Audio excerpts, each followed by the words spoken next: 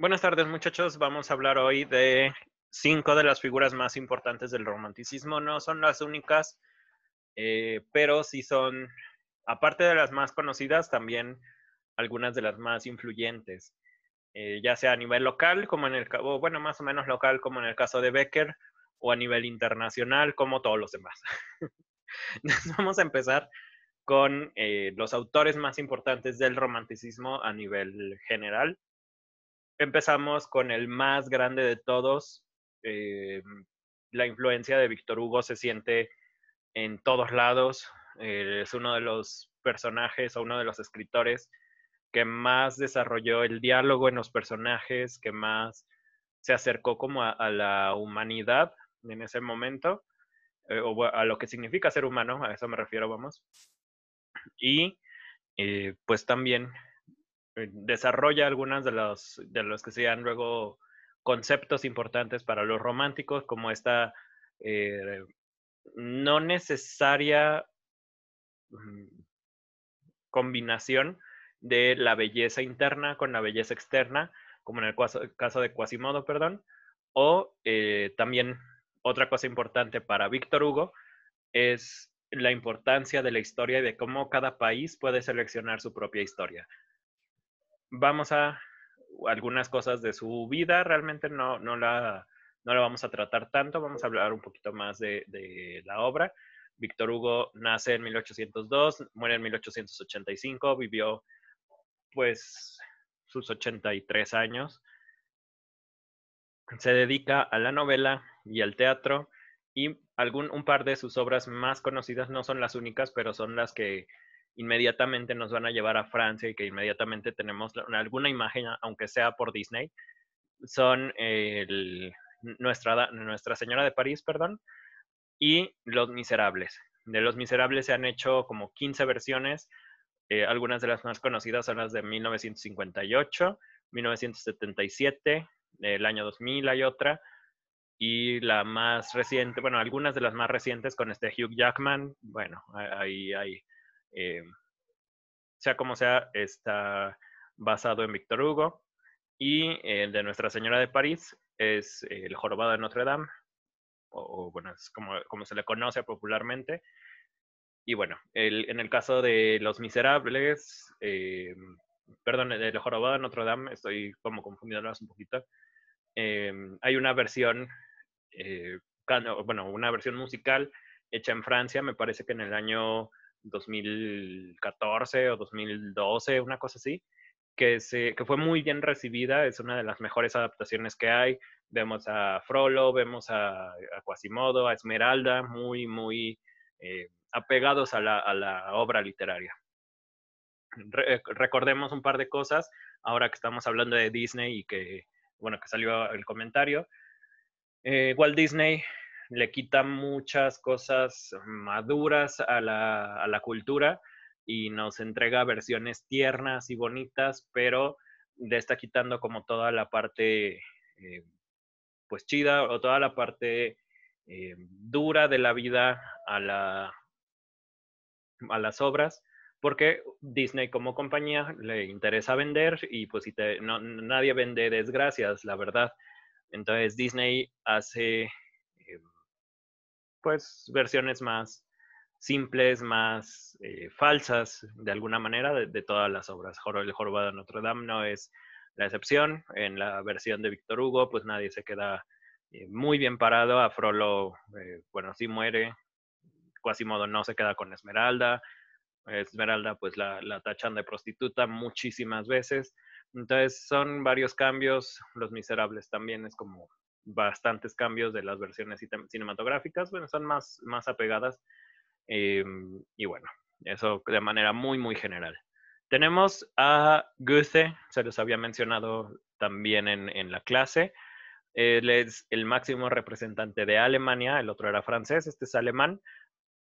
Una cosa interesante de Goethe es que él es tanto escritor, digamos, de ficción, como científico. Él se dedica un tanto a las ciencias naturales, no es así como eh, su obra central, pero bueno, en uno de sus descubrimientos fue el hueso de la mandíbula, que es común a muchos animales. bueno, él lo descubrió. Escribe mucha poesía en alemán, mucho teatro en alemán, y es mucho más conocido por sus obras Las desventuras del joven Werther, o Werther en alemán, y Fausto. Esas son las dos más conocidas. De Fausto se las había mencionado de manera muy general. Tenemos a este señor viejito que no tiene ninguna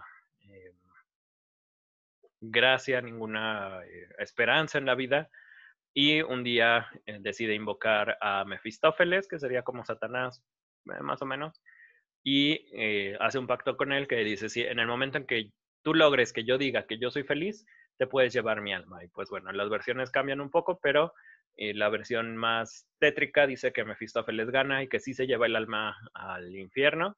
Versiones que están como más curadas por la iglesia le pidieron que cambiara el final y que lo hiciera más amable. Y pues bueno, al final llega un ángel y lo salva, depende de la versión, pero son obras grandes del romanticismo. Tenemos a Edgar Allan Poe, uno que influye muchísimo en muchos géneros literarios. Edgar Allan Poe es el primero de los autores a nivel mundial que se dedica plenamente al crimen y al horror. Teníamos ya obviamente escritores que habían escrito algunas cosas de fantasmas o cosas sobrenaturales, pero Edgar Allan Poe le quita todo lo sobrenatural y lo deja todo apegado al ser humano. Es como su gran contribución, que Edgar Allan Poe es el asesino de los monstruos, si lo quieren ver de esa manera, porque obliga al ser humano a que vea que él es responsable de todas las cosas que pasan. Es un autor de Estados Unidos que nace en 1809, muere en 1849. Tiene muchísimos cuentos, algunos que son súper desconocidos, como Las aventuras de Hans Pfaall. Tiene una sola novela, que es Las aventuras de Arthur Gordon Pym. Sí, estoy diciéndolo bien. Tiene muchos poemas. De hecho, Edgar Allan Poe se quería dedicar principalmente a la poesía, pero como en su tiempo le pagaban más por los escritos, por los cuentos, le pagaban una miseria de todos modos, pero pues por lo menos le pagaban. Con los poemas nunca ganó dinero realmente, aunque es conocido ampliamente por El Cuervo, La Durmiente, Ulalum. Tiene muchos poemas que son muy bonitos, pero es principalmente conocido por el cuento. Una de sus más grandes contribuciones, bueno, son tres en realidad, son secuelas de Edgar Allan Poe, cuatro. La primera es la invención de la novela policíaca, después por Arthur Conan Doyle. Él se basa en el detective Dupin para poder crear a Sherlock Holmes, esa es la primera. Luego tenemos a H.P. Lovecraft, también discípulo de Edgar Allan Poe. Obviamente Lovecraft lo regresa el terror a las estrellas. Edgar Allan Poe lo baja a la Tierra, Lovecraft lo sube al cosmos. Número 3 tenemos a Dostoyevsky, que también se basa mucho en esta psicología negra de Edgar Allan Poe para desarrollar Crimen y Castigo. Entonces estamos viendo que influye también en Rusia. Y por último, Horacio Quiroga, también un discípulo directo de Edgar Allan Poe. Entonces, tiene una influencia bastante pesada este señor. Se le atribuye, como les comentaba, la invención de la novela de crimen y de misterio. Bueno, de misterio no necesariamente, porque Wilde ya escribe algunas cosas como de misterio, pero sí de crimen real. De hecho, pues bueno, hace unos años, recuerdo cuando yo tenía 18, un compañero de taller me decía que a él no se le hacía como tan extraordinario. A mí en ese momento me gustaba mucho Edgar Allan Poe. Y sí, pues obviamente ya con lo que vemos día a día, pues vemos que los cuentos de Poe son como una nota amarillista más, pero hay que recordar que hace 200 años, pues era como la literatura todavía se pensaba como esta herramienta para salvar a la sociedad, ¿no? Edgar Allan Poe dice, pues nada. ¿Qué más de este señor? Pues creo que es lo más importante. Les digo, sobre todo tiene muchos poemas y pueden leerlos en inglés, están bien chidos. Sopor Eternus, que es una de mis bandas favoritas, bueno, supongo que es una banda, tiene un cover de The Sleeper. También existe algunas versiones bueno, de otros autores como Jeff Buckley, que tiene el poema de Ulalum. Y hay muchas lecturas de muchos cuates de muchos de sus poemas. También El Castillo Bajo el Mar, ¿no? El de Kingdom by the Sea, una cosa así. Y hay muchos, hay muchos. Bueno, Bécquer, principal figura de España. También una cosa muy común para casi todos los escritores románticos es que tienen vidas súper trágicas.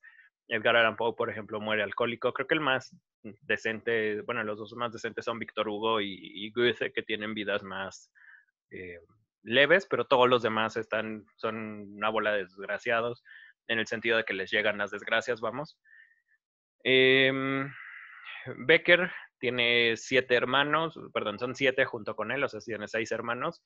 Queda huérfano desde muy chico, tiene un hermano que se llama Valeriano y es como son uña y mugre ellos dos. Valeriano es pintor, él es poeta, se dedica plenamente a la poesía y también tiene un par de cuentos que se suman o que se condensan en un libro que se llama Leyendas.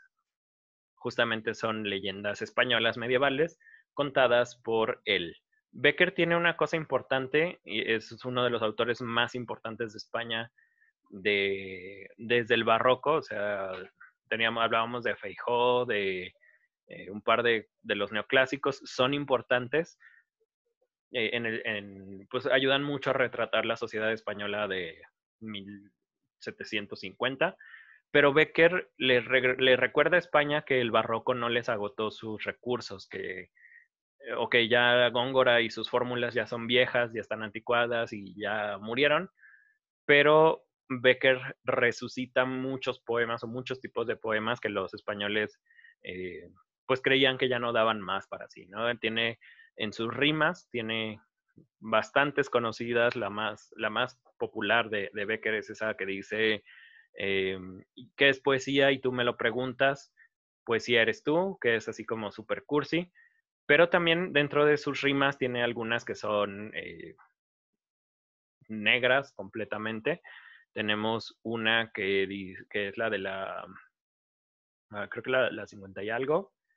Eh, Solo recuerdo que lloré y maldije y aquella noche envejecí. Un poema así muy breve que y no sé en tan nocturno y no sé en tan terribles horas en qué pensaba o qué pasó por mí. Eso dice. Solo recuerdo que lloré, maldije y aquella noche envejecí. Entonces tiene unas que son muy negras, unas que son muy brillantes, son, son muy variables. Y sobre todo, la mayor contribución de Bécquer es esa, que él le recuerda a los españoles que todavía pueden hacer literatura y esto va a traer una oleada de transformaciones 20, 30 años después. O sea, después ya falta poco la generación del 27 y pues sabes, poquito después de la muerte de Bécquer. Él muere de cáncer pulmonar, me parece, algo de los pulmones, y tiene 34 años cuando muere, tenía una esposa, tenía unos hijos, pero la esposa le es infiel, entonces pues sí, es una vida un tanto trágica. Este retrato se lo hizo su hermano. Y vamos con uno de los últimos autores importantes del romanticismo. La quería dejar al final por varias cuestiones. Mary Shelley es una escritora que vivió con el estigma de robarle el esposo a otra mujer durante toda su vida. Percy B. Shelley, su esposo era, bueno, ya estaba casado cuando empezaron a salir, ella era pues mucho más joven que él. Sus familias se enteran, obviamente el otro cuate se divorcia, se van a vivir juntos. Percy la anima mucho a la parte de la escritura. Mary Shelley es mucho mejor que él. Percy es poeta y tiene algún par de poemas conocidos, pero Mary Shelley escribe muchísimo, muchísimo. De hecho, creo que es la escritora más prolífica de Inglaterra durante muchos años. Escribe principalmente Frankenstein, su obra principal, la más conocida, Frankenstein o el moderno Prometeo, pero también se están redescubriendo muchos de sus manuscritos y se están reestudiando muchos de sus manuscritos. Viene ahora Matilda, una novela que se considera autobiográfica, donde un cuate va al mar y se ahoga. Su esposo, bueno, estaban Percy y ella casados. Eh, Cuando tienen como 6, 7 años de casados, Percy va al mar y se ahoga. De hecho, fue en 1822, si mal no recuerdo. Y ella queda con un solo niño. Él tuvo 3 abortos antes de este niño. Queda con un solo niño, se dedica a cuidarlo, pero eso no quiere decir que le dedique todo el tiempo a su hijo. De hecho, Mary Shelley, les digo, escribió muchísimo, principalmente novela y filosofía. Su obra principal, Frankenstein, es considerada, ya se le está reivindicando ese papel a Mary Shelley. Es considerada la primera obra de ciencia ficción a nivel mundial. No se explican bien los procesos por los que se revive a Frankenstein. De hecho, dice que utiliza alquimia. Entonces está como emparentado un poco con la magia medieval, algo así. Pero aún así, como la búsqueda de la ciencia, la búsqueda de respuestas, el utilizar la ciencia que se tenía en ese momento para plantearse preguntas fundamentalmente humanas, pues eso es como la base de la ciencia ficción y se le está intentando como dar este nombramiento de madre de la ciencia ficción, ¿no? Una de las autoras también más influyentes del romanticismo, porque después tenemos a Julio Verne, que escribe en 1920, 1910. Eh, entonces, le gana por mucho a Verne, le gana pues a todos los grandes escritores de ciencia ficción. Entonces, ese es como su, eh, pues sí, se le está intentando dar eso. Frankenstein, de manera muy general, trata de Frankenstein, que es el doctor Víctor Frankenstein, que está intentando, se obsesiona con la muerte y un día decide que quiere quiere ver si puede crear un ser humano a partir de los restos de otro. Arma a la criatura de Frankenstein. La criatura no tiene nombre, se le ha intentado poner Adam por el primer hombre, se le ha intentado, toda la gente lo conoce como Frankenstein, pero Frankenstein es el doctor, no es esta cosa, ¿no? No es este muerto viviente. Eh, pero cuando revive con la inocencia completa de un niño y luego se sale del laboratorio, se pierde en el bosque, se queda a vivir cerca de una cabaña y en la cabaña pues empieza a entender lo que es una familia, lo que es el amor, porque es una familia pequeña, me parece que son 3 o 4 personas, y ve cómo interactúan los seres humanos, ve cómo de lejos, porque pues él se vio en el agua y vio que era pues horrible y que no correspondía a este mundo, que no soy un ser humano, no sé qué soy, pero no soy humano. Eh, y bueno, vive cerca de esta cabaña, le dice a Víctor Frankenstein, lo va a buscar, dice, quiero que me hagas una compañera porque estoy solo en el mundo y pues me condenaste a esto, a la soledad. Y Víctor Frankenstein le dice que no, entonces la criatura se enoja, le mata a alguien, no recuerdo ahorita quién, y Víctor jura vengarse con esta idea del romanticismo de las emociones exaltadas, busca vengarse y su ahínco o su fanatismo por destruir a su propia creación lo lleva al polo norte, si mal no recuerdo. Y la criatura, como pues es inmune a la enfermedad, a la muerte, a todo, y quiere vivir en paz, porque además es algo interesante de la criatura que pues Halloween y muchas cosas nos lo han presentado como este monstruo enloquecido y que quiere cerebros o que es un estúpido. Creo que Frankenstein, o bueno, la criatura de Frankenstein es justamente todo lo contrario a eso, porque le gusta la naturaleza, quiere vivir en paz y es muy inteligente, es mucho más inteligente que Víctor Frankenstein, es mucho más inteligente que el humano promedio.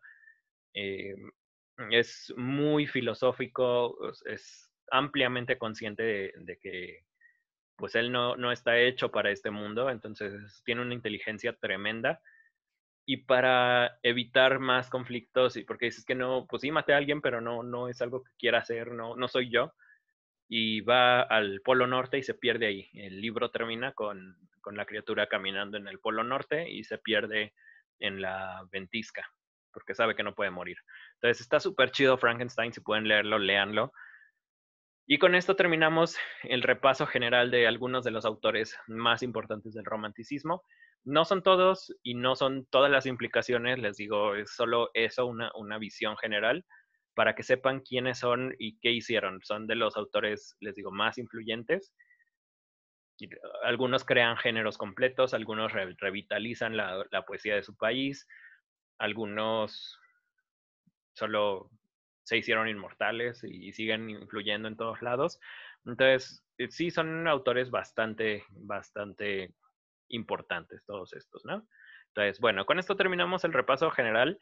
Vamos a hablar del realismo y del naturalismo en el próximo video. Muchas gracias.